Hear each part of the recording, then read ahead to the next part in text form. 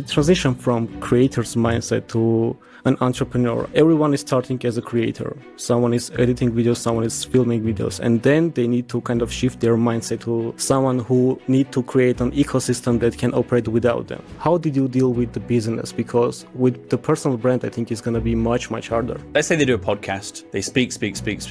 They can get an editor to just chop up the clips. At first, you need to understand it yourself. How can you teach it to somebody else if you don't understand it yourself? So you have to master it, all the little details, the hook, like you say, how to keep people's attention, the pacing of the video, the thumbnail, all of these things you need to understand fully. And at some point you can obviously lay that off to somebody else. For me, it was about brand deals coming in. So when I started, there wasn't so much ad revenue and opportunities. So it was a lot of brand deals. So I teamed up with a good friend of mine who's essentially my manager when it came to brand deals. Yeah. So he would negotiate on my behalf. And I think that was the biggest probably shift when I started to make some money, because brand deals are very hot at this point. And I think if you have somebody else to negotiate for you, you have a much bigger negotiating power. And because they're representing you and not you representing yourself, it's much easier to obviously sell you, but also be the go-between between you and the brand. If you're the brand and I'm speaking to you and I say $20,000, this brand deal, and you say,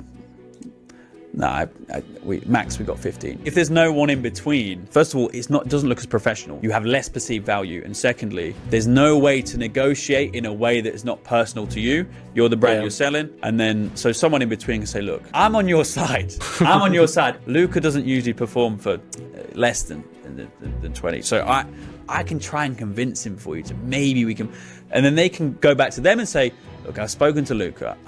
I really want to push this over the line for you. He can do 17 and a half. And they say, oh, thanks so much. Yeah, that's great. So it kind of changes the dynamic. It's not me asking for more. It's not me saying, I want this, I want that. It's someone in between who's sort of in the middle, kind of neutral.